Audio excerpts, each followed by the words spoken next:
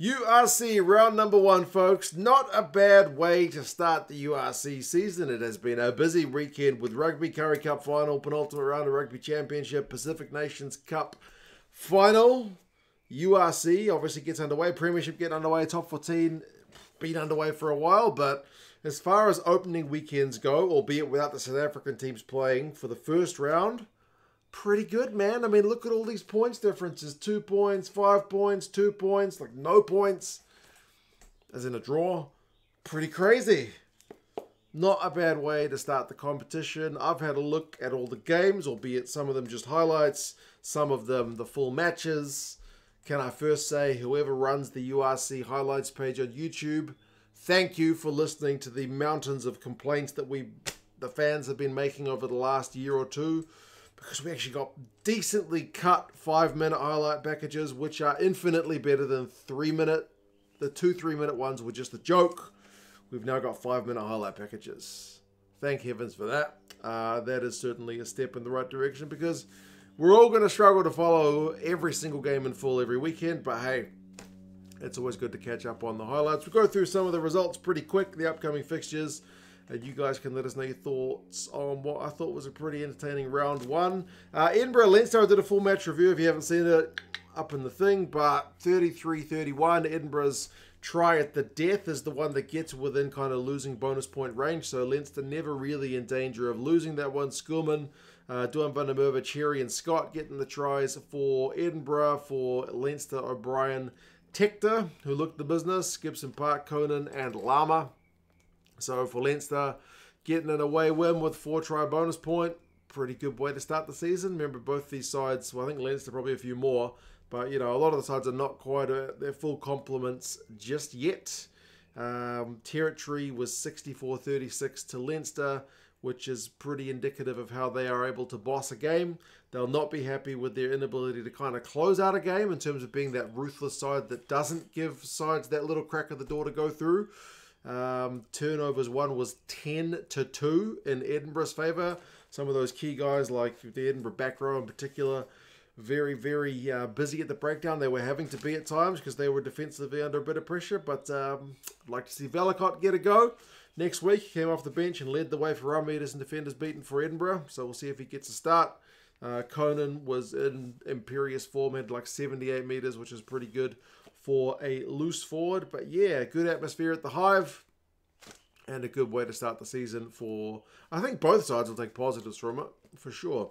The other game on the Friday was Cardiff and Zebre, which I was kind of not that excited about. Two sides that didn't make the playoffs, and I was thinking, man, like nobody's going to go to that game in Cardiff. But the Arms Park, from what I've seen of it, looked pretty decently full, man. Like good turnout. To see Zebre come into town. Apologies, I do need to update the Zebre logo, although I do prefer this one to the old one. But Zebre got again within the losing bonus point range, but again, it's the kind of last-ditch consolation try that gets them there. So Cardiff not really in any danger of losing it. Winnett, Stevens, Dan Thomas, and McNally getting the tries. For the Cardiff boys, it was Bertocchini, and I'll admit I didn't recognise a lot of the names on the Zebre roster. He got one on debut, and Di Bartolomeo got one on the 80th minute for the Zebre fellas. So the Zebre boys finished the last 20 well, because that's when they scored both of their tries. Cardiff seemed to be kicking a lot of ball. Like, the possession and territory numbers are absolutely dominated by Zebre, and Cardiff kicked 35 times, which is like not quite 40. Like that Leicester side that won in the Premiership a few years ago that was coached by Steve Borthwick, they kicked it like 40 times a game. Like they were a kind of purists team. So Cardiff were getting up there. But Chidi seemed to be pulling the strings with the kick, set up a couple of tries that way. The kicking for Poles wasn't as good. I think they were 1 from 4. So I would like to be a little bit better there. But they certainly kind of did what the Edinburgh boys did in terms of being able to kick away some ball and then win turnovers when they needed to. 7 turnovers, 1-3 for the Cardiff fellas. But yeah, close-ish game. So both sides will certainly take some positives out of that one too. The Dragons and the Ospreys. Dragons were largely written off going into this one. I will rock, albeit with the old logo, the Dragons gear for this one, because if I'm choosing to wear a winning team in a review, it's not that often that I get to wear the Dragons, to be honest. But hey, 23-21 victory over the Ospreys. And unlike the first two games where it's a late consolation try that kind of gets the losing bonus point, this is a late try to win the damn thing. 83 minutes when Luke Yandel goes over for the Dragons guys to win the game. Seemed like a pretty nice day. Rodney Parade seems to have a pretty decent turnout for that one as well. Tries for the Dragons boys, Keddy and Luke Yandel, and then Kieran Williams, Ryan Combier for the Ospreys boys. They kicked a fair few goals as well. They seemed to have it wrapped up because the Dragons had an 8-point deficit with like 10 minutes to go and a yellow card. They ended up slotting a penalty and then the late try, which tied it up, and the conversion right out in front to win it. So proper grandstand finish. Like if you had fans who were just thinking they would pop along for a game, if you want to turn those people into regular fans, you know, a last-minute winner is certainly a good way to get people to come back next week. So, well, whenever the Dragons are next hosting a game. So that was a good start to the season for them. Not so much for the Ospreys. That'll be a pretty disappointing one. But Rodney Parade seems to be a bit of a banana skin for a few teams going, yeah. The stats for that one seem remarkably even. Possession was pretty even. Territory was pretty even. Clean breaks were pretty even. Some stand-up Welsh internationals. Rio Dyer, 8 defenders beaten. Jack Morgan, 19 tackles. But yeah, seemed to be a bit of entertainment on display at that one. And then some drama at the end. So not a bad way to end the all-Welsh affair. And then an all-Irish affair between Munster and Connacht, which also ends with a very tight scoreline. Seemed to be a lot of running in this game. The run meter numbers got very high, and we got a bunch of tries. Interesting debut for Josh Ioane, getting a run in the starting lineup for Connacht, because remember, he's been on the bench a lot over here in Super Rugby, but he seemed to take the most of his chances, man. He's able to get a try on debut and set up two. They had to check that one of his try assists wasn't a forward pass, but it was all good. So sets up two for Ben Murphy. Hawkshaw got one and Ford got one. They were scoring a heck of a lot of tries, the Connacht boys. They'll at least take two bonus points out of the game, which is something. The yellow card, though, is one that they will kind of rue because Munster scored through Nankivell and Haley during Connacht yellow card period. Hodnick got one. Gavin Coombs showed some beefy power, didn't he? Who did he sit down? I forget, but he sat somebody down over the way to the try line for his try. And then one for Shane Daly as well. So a bunch of tries in that game, as I mentioned, a bunch of run meters, 496 to 459. That's a lot of run meters. Some games you watch, it's 100 or 200 run meters each side.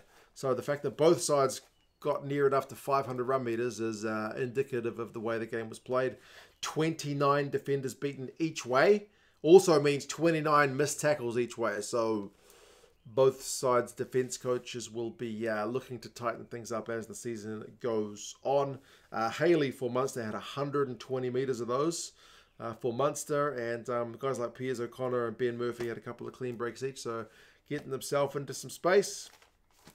But yeah, seemed to be one of the games of the round, if not the game of the round, that one, in terms of just open attacking play.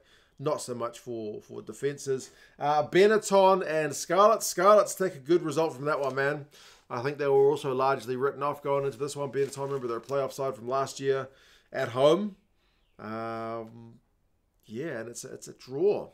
So Benetton, I don't think will be too chuffed about that one. Scarlets had a couple of tries. I think they got both. The Blair Murray got chalked off.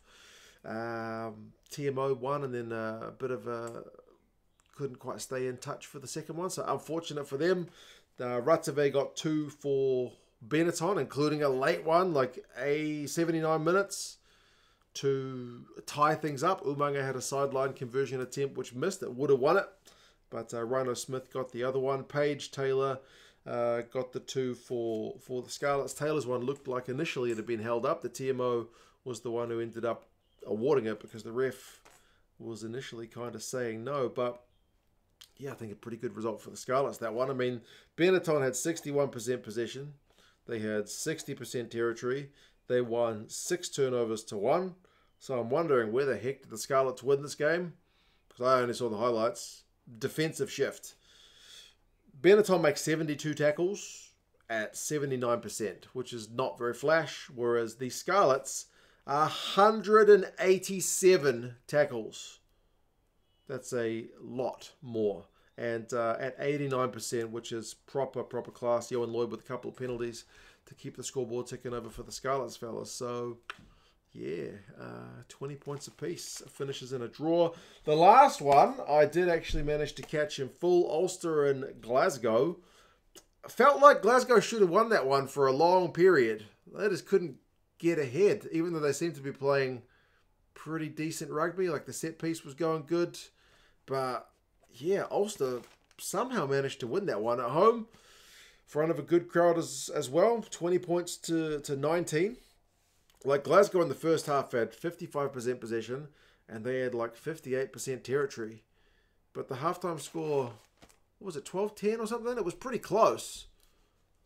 Yeah, it felt like Glasgow were kind of better value for that, the reigning champions.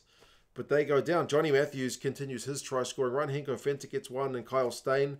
The Kyle Steyn one felt like, because they had just gone behind to Ulster, and it felt like they were, I guess they just needed to kind of unleash. Like, sometimes that's the way. You're knocking on the door for so long, you can't score. And then the other side scores, and it kind of gets a bit of a wake-up call. So the Kyle Steyn one felt like a bit of a wake-up call. But yeah, it's Ulster right at the death again. I think this is the most at the death of any of the games this week, because I think the Shanahan try was like on the 84th minute or something. The clock was well in the red. So, yeah, Ulster fans sent it to raptures with that late one. I mean, Aidan Morgan got one, which was pleasing for him in his debut. Didn't kick that well from the tee, but, yeah, scored a try. And, you know, helped push the ball around. McCann got one. And, yeah, that final one in the 84th minute is what gets it done for Ulster. So, man, got to fight beyond the 80 minutes sometimes. And Ulster kept up the fight. So, well done to them. Steyn had 6 defenders beaten. Rory Darge had 39 tackles. That can't be right. That's a stupid amount of tackles. Timoney had 42 metres, which is not a bad one for a Lucy. But yeah, I feel like Glasgow will be a little bit disappointed with that one. Not a great way to start their defence of their URC title. So, yeah, that's the round that was. There's some interesting fixtures coming up. Edinburgh taking on the Bulls down in South Africa. Leinster and the Dragons. You feel like Leinster at home will probably end the Dragons' unbeaten run at 1. Cardiff are taking on the Scarlets. Zebre taking on Munster over in Italy. So we'll see how Zebre's kind of running game goes against Munster. Ospreys are hosting the Stormers. It'll be interesting to see how the Stormers go starting their season away from home. And Connacht are hosting the Sharks over in Galway. And, yeah, Benetton. Oh, Benetton away to Glasgow and Ulster away to the Lions. So, yeah, a bunch of interesting fixtures coming up. URC round number 1. Pretty interesting. Just in how close these results were, I was, yeah, pretty impressed with how things went. Good start to the season for the old URC. Good to have the South African teams back next week. Remember, there's still 1 week of Rugby Championship action to go. Pacific Nations Cup has come to a conclusion. But yeah, MPC is still on here in New Zealand if you guys are interested in watching even more rugby. But you guys let us know what your thoughts are on round number 1 of the URC. Subscribe to this channel if you have not done so, because there's going to be more URC content coming for sure. Look forward to seeing how the season plays out. You guys take care, and I'll talk to you guys again soon. See you later.